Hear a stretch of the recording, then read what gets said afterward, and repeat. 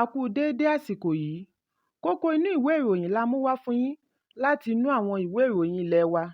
Orúkọ tèmi ni Ọmọgbémisọ́lá ọmọ Alọ́gọ̀madẹ̀.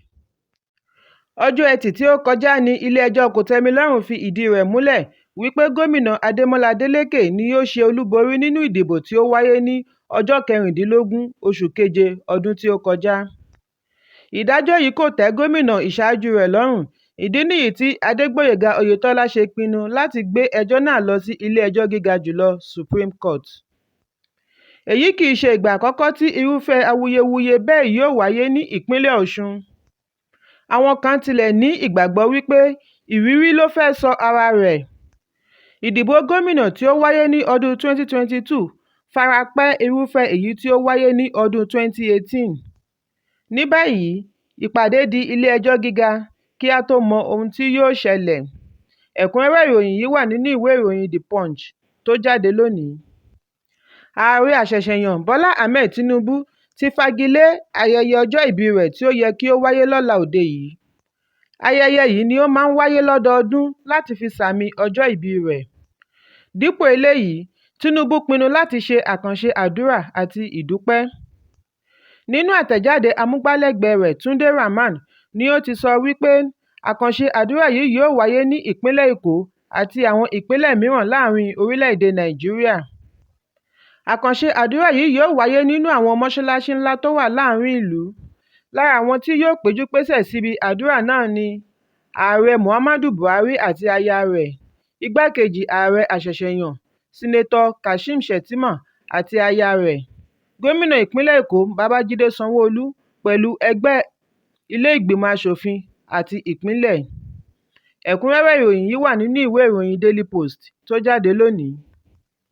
4 lára àwọn òṣìṣẹ́ àjọ elétò ìdìbò tí a mọ̀ sí ad hoc staff tí wọ́n jí gbé ní ìpínlẹ̀ Kogi ni àwọn mọ̀lẹ́bí wọn ti ké gbàjarè sí Independent National Electoral Commission (INEC) kí wọ́n gbà wọ́n lọ́wọ́ àwọn ajínigbé tí wọ́n ń béèrè fún 50 mílíọ̀nù naira owó ìdásílẹ̀. Àwọn òṣìṣẹ́ wọ̀nyí ni ó kó sí ọwọ́ àwọn ajínigbé ní ọjọ́ 19 oṣù kẹta ọjọ́ kejì ìdìbò gómìnà nígbà tí wọ́n ń darí bọ̀ láti àríwá àti gúúsù Kúpà ní ìlú Lọ́kọ́jà.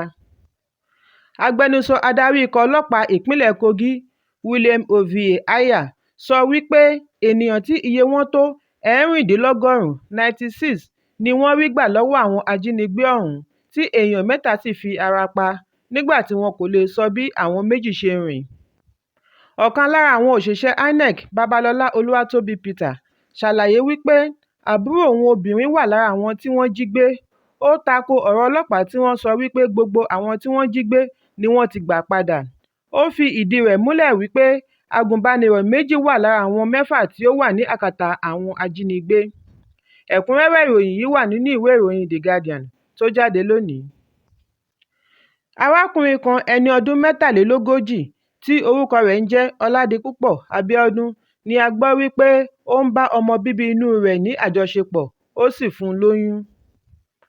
Àgọ́ ọlọ́pàá agbègbè Mòwe ẹ̀ka ti ìpínlẹ̀ Ògùn ló fi ọwọ́ ṣìkún òfin mú afẹ̀sùnkàn náà ní òpin ọ̀sẹ̀ tí ó kọjá.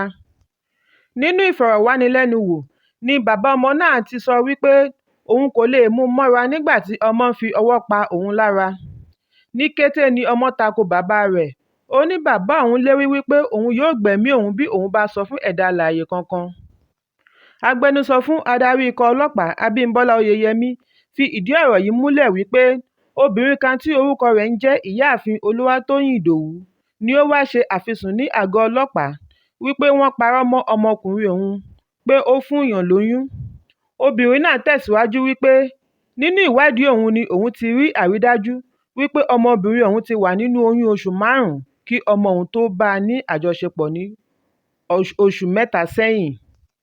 Sí ìyàlẹ́nu gbogbo ènìyàn, ọmọbìnrin náà jẹ́wọ́ wípé láti ìbẹ̀rẹ̀ ọdún 2022 ni bàbá òun ti ń bá òun ní àjọṣepọ̀. Nígbà tí oyún dé ni bàbá òun ní kí òun tì í mọ́ ọ̀rẹ́kùnrin òun lọ́rùn. Ẹ̀kúnrẹ́rẹ́ ìròyìn yìí wà nínú ìwé ìròyìn Nigerian Tribune tó jáde lónìí. Kókó inú ìwé ìròyìn tòní kò ní jù báyìí lọ. Ẹ pàdé mi lọ́la fún àkọ́tún ìròyìn. Kí a tó lọ, ẹ má ṣaláì fi àríwísí yín ránṣẹ́, ìyẹn comment, kí ẹ sì bá wa subscribe sí ojúnà wa lórí YouTube kí Kókó Inú Ìwé Ìròyìn lè máa tẹ̀ yín lọ́wọ́ ní kíákíá.